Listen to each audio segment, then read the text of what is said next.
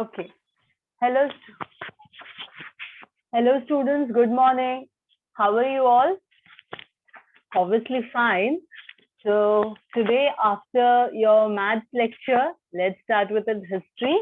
And yesterday we started with history, all about the art, the history of art, how the various styles of art, various types of art, and the very beautiful chapter.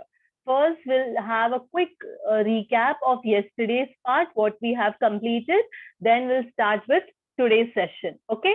Before that, let me tell you all, please be ready with your textbook, notebook, pen, and also with your doubts. Okay. So, yesterday, what all we completed? What is art? That is, art basically a natural instinct which a individual person gets, and every individual person has its own talent of representing their emotions and experiences. When these emotions and experiences comes into a beautiful creation, it is known as an art. Okay. Then we completed visual art and performing art. Visual art, that is when we the art which is drawn, which is done, and we can see it anytime. Like for example, painting, sculpture, all these are the visual art. And the performing arts, like for example, dance, music, singing, all these are the performing art. You can't just do it and keep it. You can observe, you can watch that art only when it is going on. The next one, it was folk art and the classical art. The main difference, what was the main difference between the folk art and classical art? Folk art, that is a social group of people come together and they express themselves, their emotions, their happiness, without following any rules and regulations. Folk art doesn't need any training, whereas the classical art, it needs a prolonged training, long period of training, which is a set of rules and regulations should be followed, whether it is painting or dance. That is a classical art. There's the art of painting with it. Exactly what all the paintings should contain. Then the folk style of painting with it. Then the classical style of painting. After the under the classical style of painting, when an artist called as the good artist, when an artist is a perfect artist, when he will have all these qualities: रूप भेदा, pramana, bhava, lavanya yojana, sadrishyata, varnika bhang. All these qualities should have a good artist, then only he will be perfect. Then the miniature painting in the manuscripts we did. And the Western style of painting.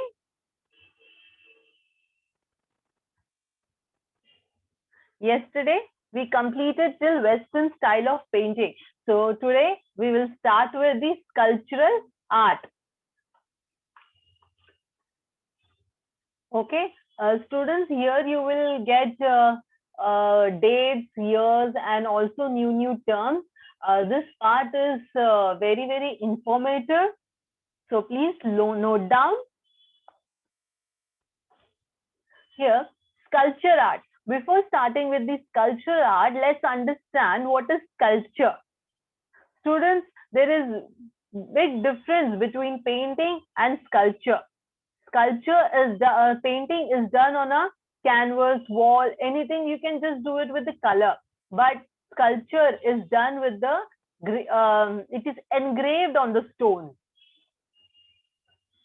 When the rock or any material, it can be metal also, when it is cut, or carved in a particular shape, and designs or the symbol or the icons are drawn on the that particular material, that is a sculpture.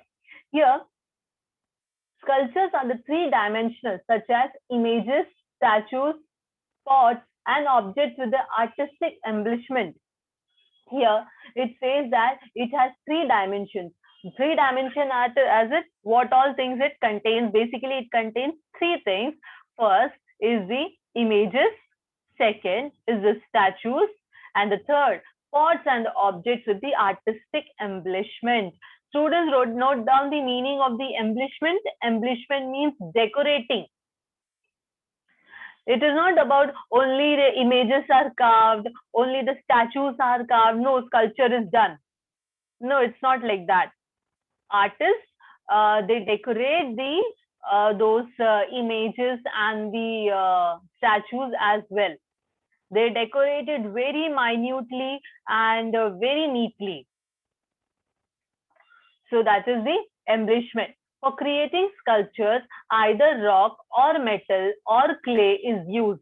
Okay, as I said, that it can be done on various surfaces. Like for example, it is done either on rock, that is a stone, or metal. Then next one, clay. Clay, all these parts we will study further in detail, but here just understand that rock, metal, that is iron, copper, anything it can be, and the clay. Like for example, nowadays you will find the Ganpati Murti or any different types of Murti you will find. That is clay, isn't it? Then raw sculptures are made by carving. Metal sculptures are made with the help of molds, and the clay sculptures are formed either directly with the hands or by using the molds. So here they have explained that how you can make the statues or the images with such materials. So first one, it was rock. What does it say? How from rock you will how from a plain rock you will bring out a sculpture, a beautiful statue or the images. That is by carving. They take the sharp material or the tool and they try to dig with it. They try to carve with it. It is a beautiful art which person have. Then the metal sculpture. Metal sculptures can be done on the both the way, either by mold or by carving. Both the ways you can do. And the clay sculptures are made by hand or by mold. Both the ways. Mold, that is whatever shape you want. Just you put the material into that, you will get that particular shape. That is the easy way, but it is perfect as well. The entire temple of Kailash at Verul is a unique monolithic sculpture. Here, write down the meaning of the monolithic sculpture, where the carving is done with a single rock. A big rock is there, and I carved that rock, and I came up with a beautiful creation. I didn't join 3 to 4 rock, alag sabko carve karke join karna. I didn't do that. What I did, I took a big rock and I carved. I keep on carving that, and a beautiful creation came up with that. That is called as monolithic sculpture. This is very important for the examination point of view, objective point of view. Please note down that the lion capital of the Ashoka pillar found at the Sarnath is the national emblem of India. So students, here the national emblem you can see, that is also a monolithic sculpture that is also done with a single rock, and it was done during the time of Ashoka, which is now you can find in Sarnath. Sarnath is a place in Uttar Pradesh, which is our national emblem. Okay. So students, here the sculptural art is completed. Further, we will do the types of sculptural art. Again, the folk style of sculptural art and the classical style of sculptural art. Students, if you have any doubt, please mark it. We will try to solve later at the end of the class.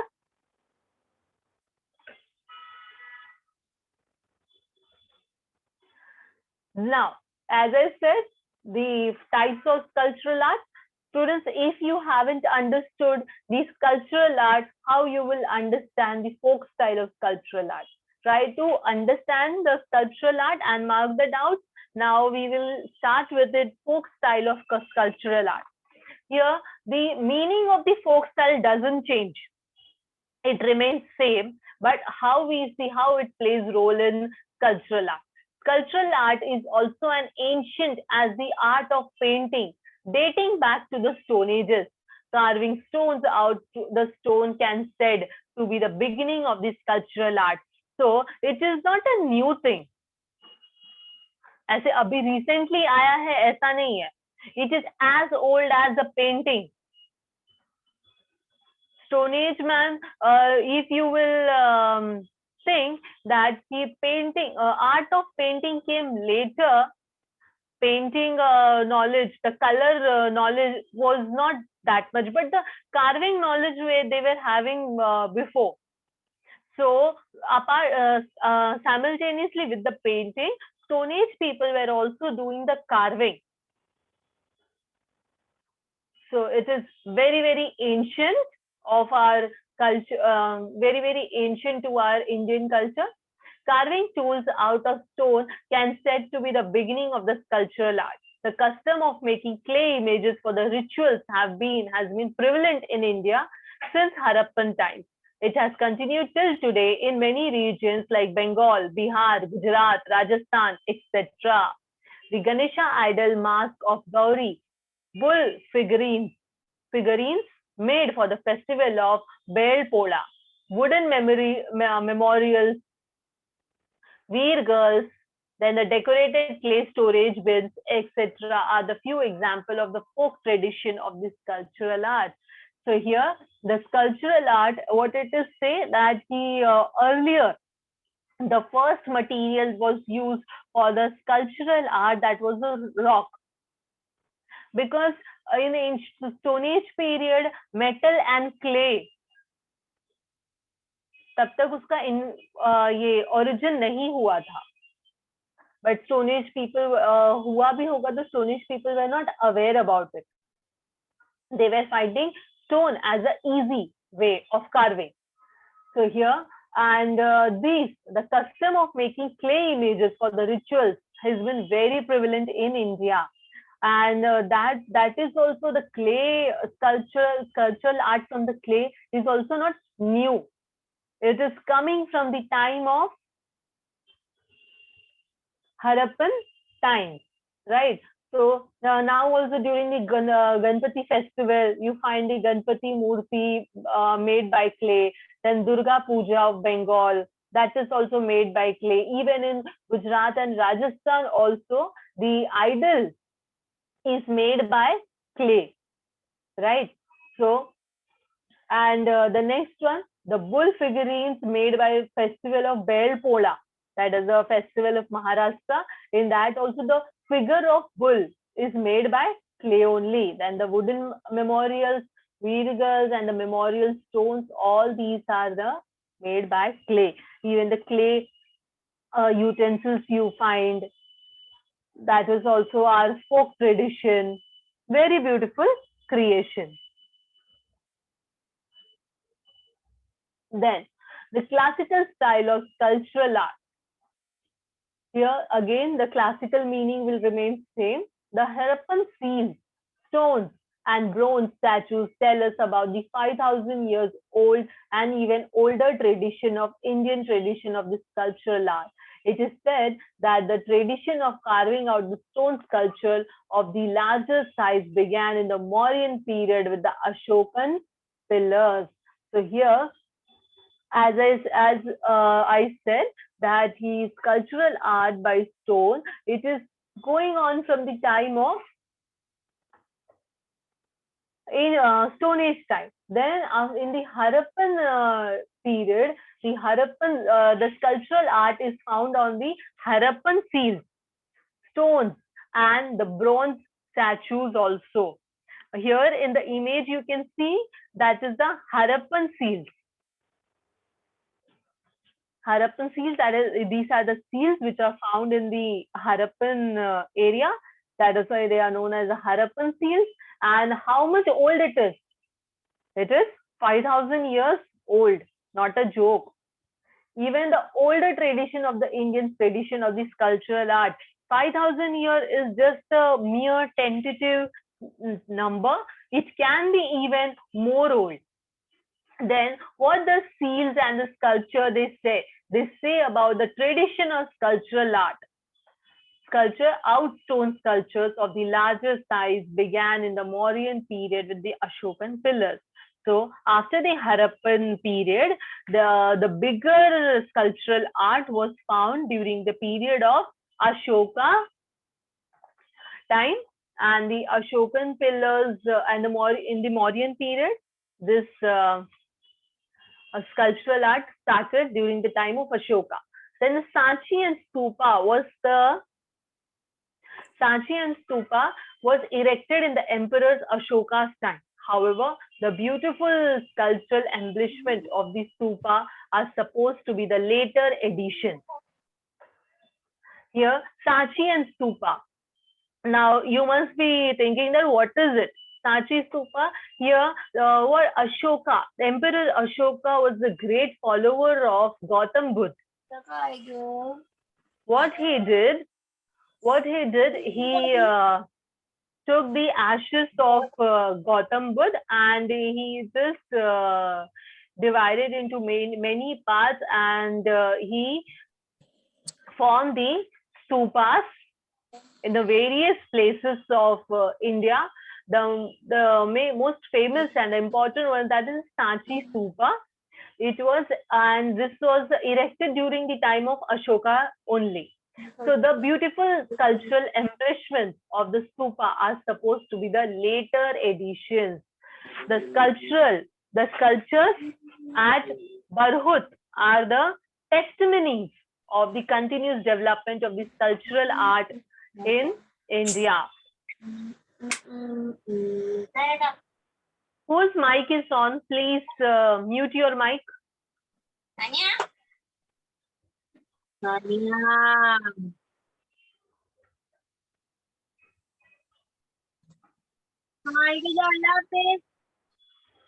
Ma'am, whose mic is on?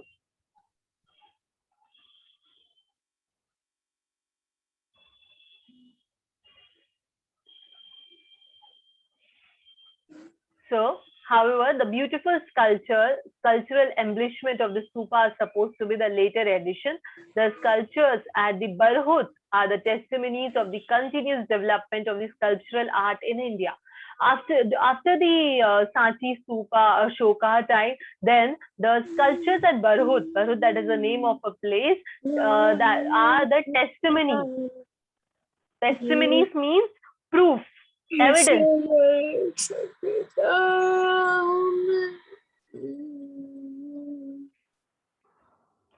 Hello, ma'am. Hello, ma'am. Ma'am? Yes, hello. Yeah, please mute this child, no?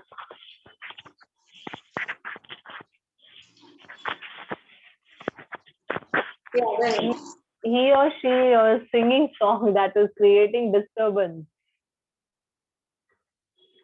Students, whoever wants to sing song, let me know. I'll give you the opportunities to sing over here so that everyone can hear properly. Okay? So let's move on it. I was explaining the sculptures at Barhut are testimonies. Write down the meaning of testimonies. Testimonies means proof or the evidence that it says that the sculptural art doesn't stop after the Ashoka time. It keep on developing. It keep on becoming more beautiful, and more development started taking place. Buddhism was spread far and wide in many countries outside India. The tradition of erecting Buddhist stupas began in those countries as well. The stupa at Borobudur in Indonesia is the largest stupa. Students underline this. Borobudur in Indonesia is the largest stupa in the world. It was built in the 8th to 9th century CE. It was declared as a World Heritage Site in 1991. Okay, so students, I hope you understood that under the classical style of sculptural art, it was started from the Harappan, then Ashoka, and the most famous and the largest stupa that is in Indonesia, which was built in 8th to 9th century. Okay, so here we completed with the sculptural art, both folk style of sculptural art and the classical style of sculptural art.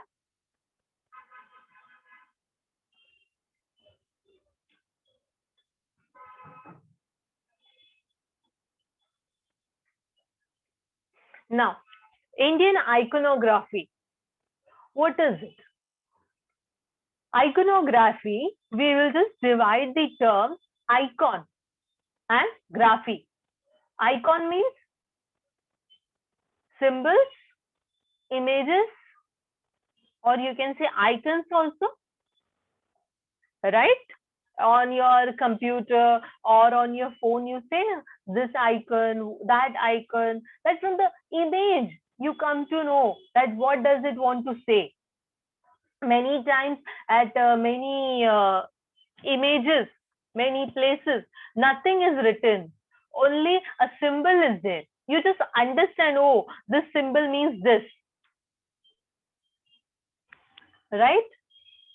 Like while driving, U-turn, no parking, no entry, one way, all these symbols are there from which you understand, oh, this icon means this meaning, right?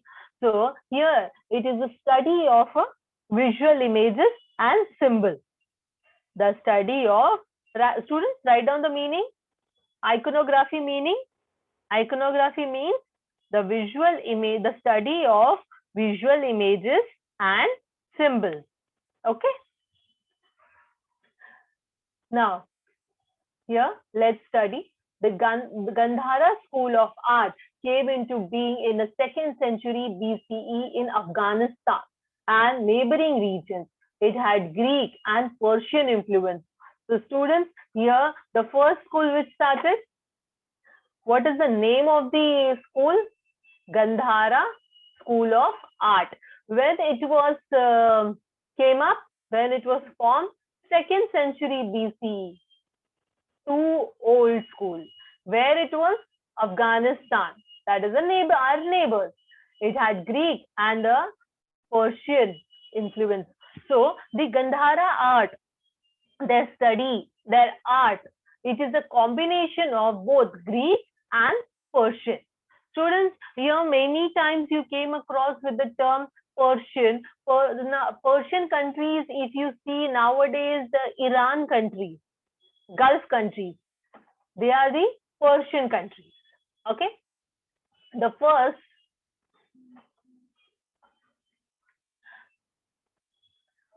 to 3rd century CE, that is the Kushana period, saw the rise of the Mathura school of art. The Mathura school laid the foundation of Indian iconography.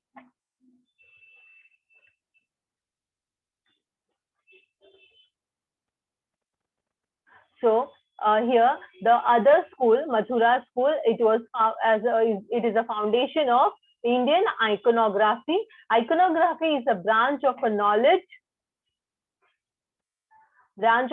which includes everything about making images of gods and goddess, right? So here, what do we study in this school? Here in India, right now, that is the Mathura School of Art, which was formed in 1st to 3rd century CE. Again, what it says, what do we study over there? Here, it includes everything about making the images of God and goddess. The god and the goddess, where the image of the god and goddess, you might have seen that how the position of the god is there, what all things they are carrying, what all the colors are there. All these are studies. All these are the scientific. It is not the mere images which is drawn beautifully. Oh wow, it is looking beautiful. It should be like this. No, each and every aspect in the images carries a meaning. The Kushana king made use of images of various deities of various on their coins. During the period of Gupta Empire, the iconography rules were formulated and standards of the sculptural art were set. Now here, the Kushana king, the king Kushana, they used the images of various deities on their coins. As I said earlier, also sculptural art, you can do it on the stone also and on the metal also. Earlier, the king, what they were doing, the coins of their kingdom, right? The coins of the kingdoms, they used to carve their symbol, their deities images, the king's images. So like this, the coins used to be. Then during the Gupta period, Gupta Empire, the iconography rules were formulated and the standards of sculptural art were set. So till here, till Kushana period, the images, deities images or the king images were formed on the coins. But during the Gupta period, iconography started. Iconography was started from the Gupta period. The icons of the kingdom, the icon of the system over there, their logo, it started coming on their coin. And it set a standard. The art of making bronze images was developed under the patronage of Chola king during the 9th to 13th century. Bronze idols of gods and goddesses like Shiva Parvati, Nataraj Lakshmi, Vishnu, etc. were made in this period. So after the coins and all, the art of making the images on the bronze metal, when it was started in from 9th to 13th century by the Chola king. And the various images of the god and the goddess like Parvati, Lakshmi, Vishnu, etc. were made on the bronze metal. Very beautiful and very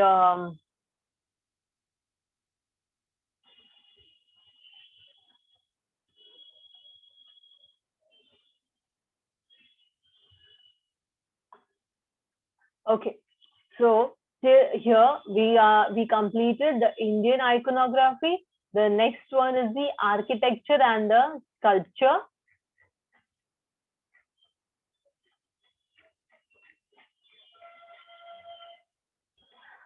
Architecture and sculpture.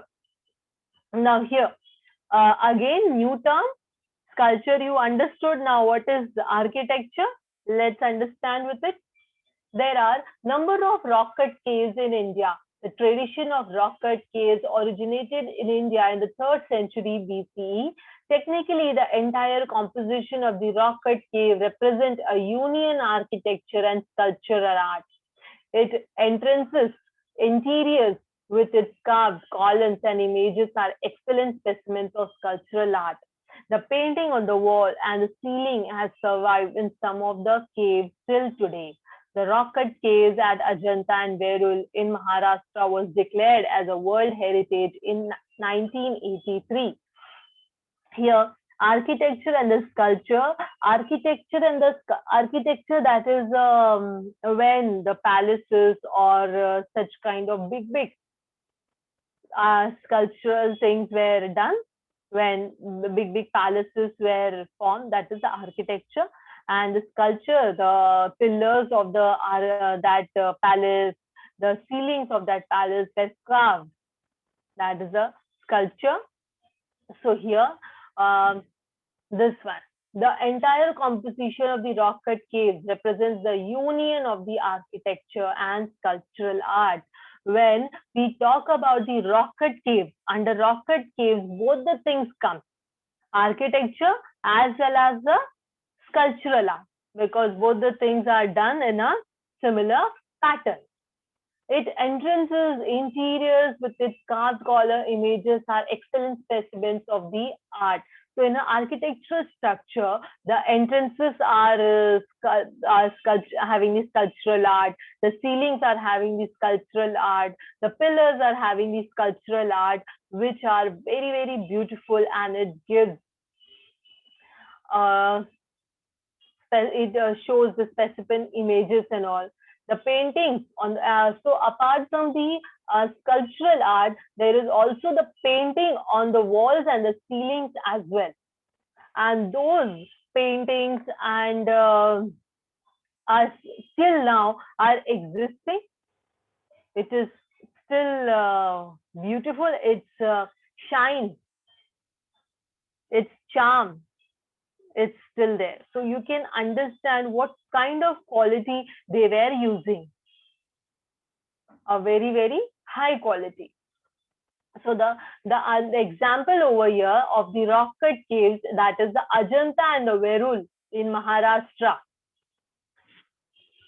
Not far, just nearby only. So Ajanta and the Verul, it is so beautiful, and its period when it was formed, that was also too old, and it was declared as a World Heritage in which year? 1983.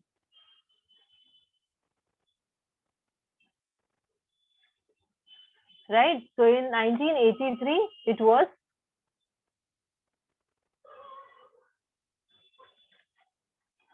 declared as a World Heritage Site.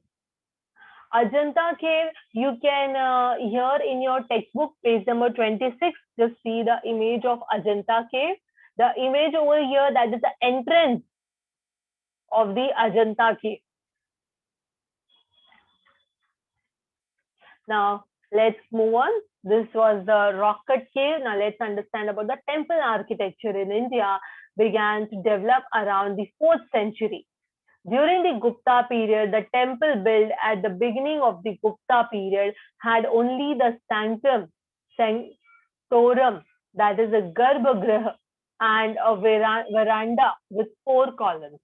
So here, that is a temple architecture. In our yesterday's class, we have seen that here particular texts are there, that is an Agaman text, in which it is a religious book, in which it is written how the temple should be, how the pillar, how the floor, how the steps, how the gate should be there.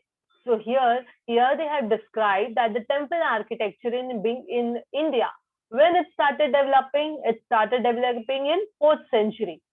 And it was the Gupta period when the temple architecture started developing. So the temple built at the beginning of the Gupta period had only the sanctum sanctorum. Sanctum sanctorum, which is in Sanskrit, it is garbhagriha. Garbhagriha, you can also say that the place where the idol is kept. That place is known as garbhagriha, and the veranda with 4 columns.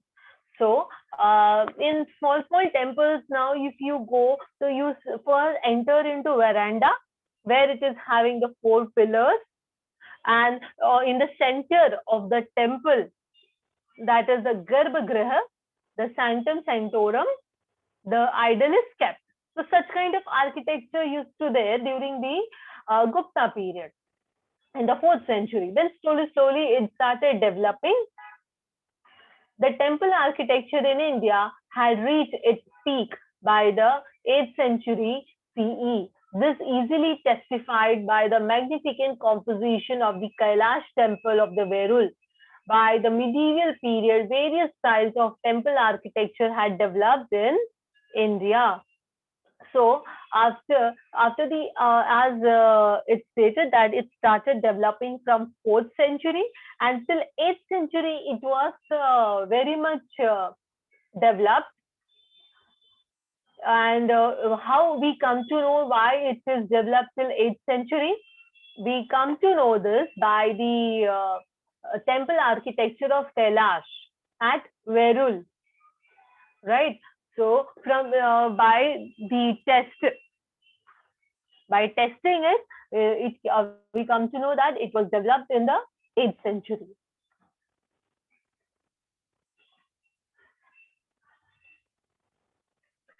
Then the style of temple architecture are identified by the style of tower, that is Shikhara. The Nagara style of North India and Dravidiya style of South India are two principal styles of temple architecture.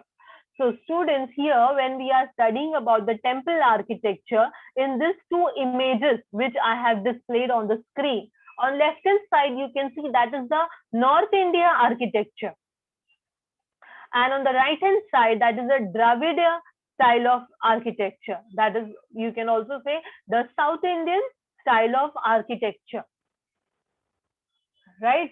So these are the two main principal style of architecture. In India, you will find temples of two architecture only, either this North India architecture or the South India architecture. Or not South India, you're supposed to write down in your answer the Dravidiya style of South India, like this. Okay, so a blend of these two styles is known as Vasara style. Vasara style, students underline that when we combine the North India and the Dravidiya style of South India, when we combine both the Nagara style and the Dravidiya style, when we combine both this, we come up with the Vasara style of architecture of temple. Okay. So here the Bhumija style seen in Madhya Pradesh and Maharashtra has a close resemblance to the Nagara style from the structural viewpoint. So students, note down this: Nagara style of North India, Dravidiya style of South India.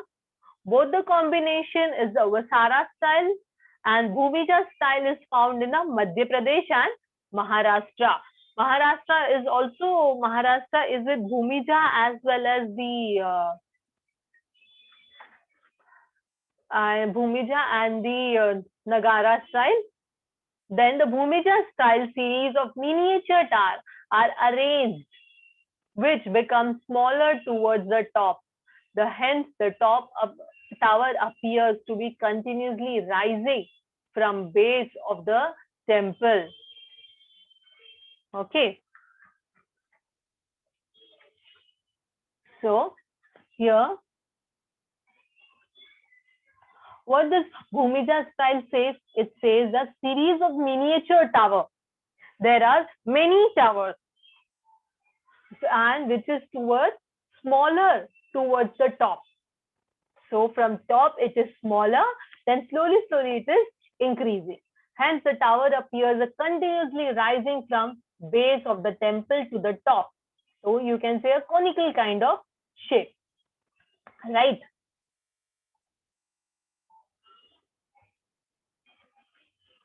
In the medieval period, under the patronage of Muslim sultanates, many styles of architectural such as Persian, Central Asian, Arabic, and pre-Islamic native Indian styles were blended together, creating the Islamic architecture of India.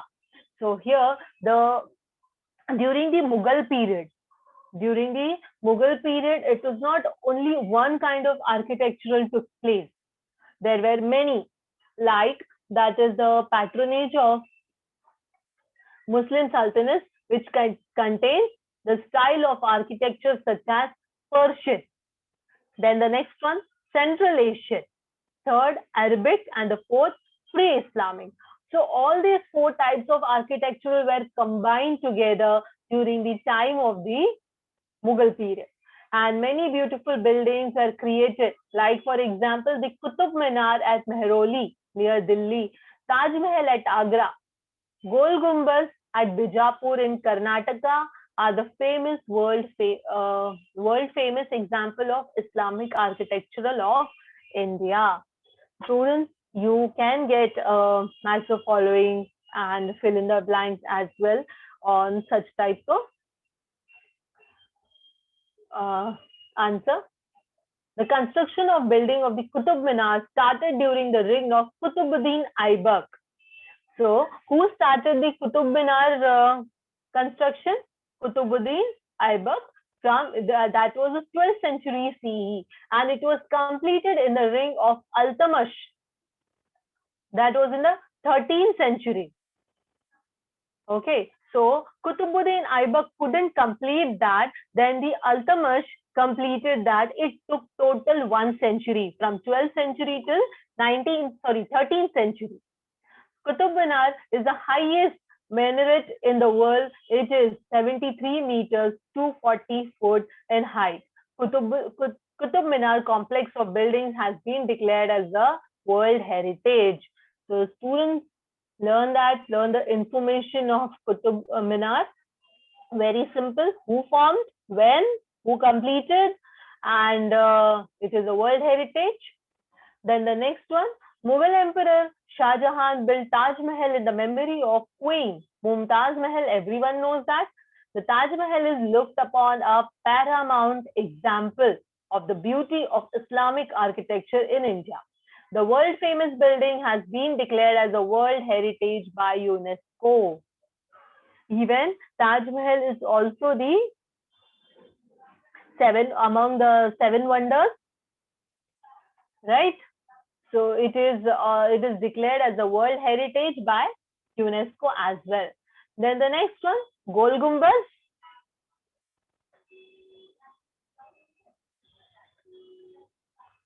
Gol Gumbaz at Bijapur in Karnataka was built in the 17th century CE. This grand building houses the burial of Muhammad Adil Shah of Bijapur inside the dome, after which the building is named. There is a round gallery. Even the slight whisper by a person standing in the gallery can be heard everywhere, and it was somebody's claps from here. Its echo can be heard in many times. So here, the Gol Gumbaz. Gol Gumbaz, where it is at Bijapur, Karnataka. It was built in the 17th century. Now, what is the importance of the Gol Gumbaz? Gol Gumbaz, this building house the burial of Muhammad Adil Shah of Bijapur. This Adil Shah was, it is a burial of Adil Shah, and inside the dome, the speciality of this place, Gol Gumbaz, is there that just inside the dome, on the basis of the dome is round, proper semicircle shape. So that is why it is called as Gol, and because of dome, it is known as Gumbaz. So the name came from here, Gol Gumbaz. So, and next one, that is when over here, even you slightly whisper a clap, the echo sounds just heard many times. Just you will clap once, the sound will come many times. The echo sound. Very beautiful architecture. During the British period,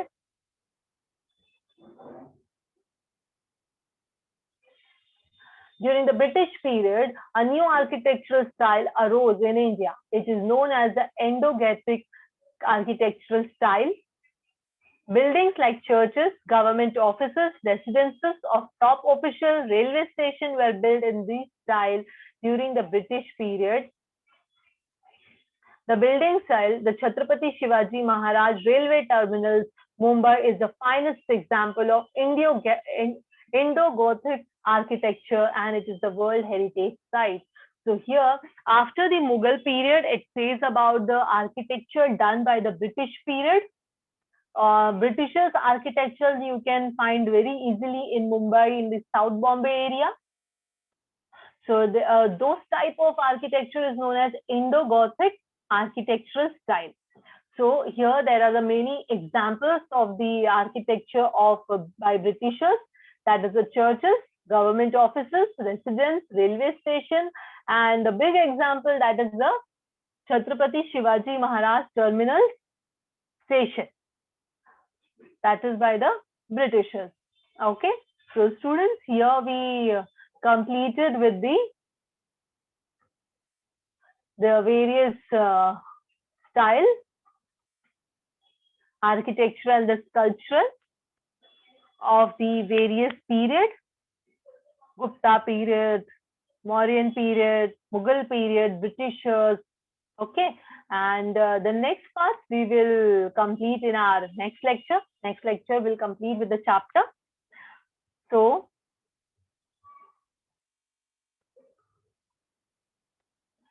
today we completed the till miniature style in the manuscripts and the Western style of painting we completed yesterday, and today we are done with the sculptural art, classical style of sculptural art, Indian iconography, and architecture and sculptural art. Okay, so this is your homework. You need to collect information on the various styles of architecture. Take 10 examples of Ashoka period, then the Mughal period, and then the Britishers period. 10 examples you have to take from all the style of architecture. So now your question session. Anybody, any doubt?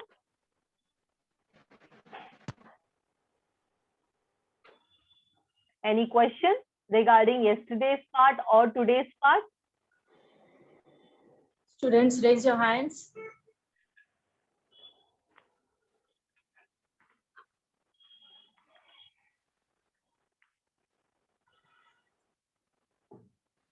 Hello Gol Gumbaz पड़ेगी गोल गुम्बद गोल गुम्बद, it is Z. It is not gumbaj, j. It is in Hindi. In English it is gumbaz, Z. Okay. Any other doubts?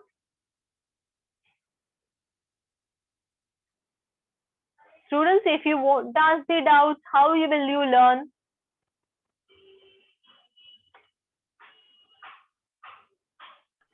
Ashlan, unmute yourself.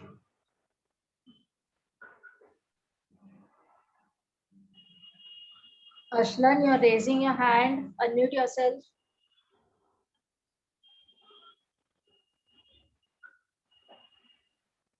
Okay, ma'am, I think by mistake he must have raised his hand.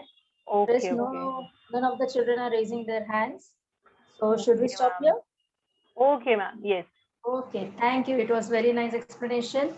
Thank you, Students, ma'am. Understood both the topics. Yesterday, the teacher which was taught, and today she continued with that. It was really very nice to understand it. With the help of pictures, she has explained to us. So I hope all the children, you have understood very nicely. You'll be preparing these topics for your exams thoroughly. And still, if you have any doubts, next lecture you can get it cleared. Thank you, ma'am. Thank you, students. Thank you, ma'am. Thank you.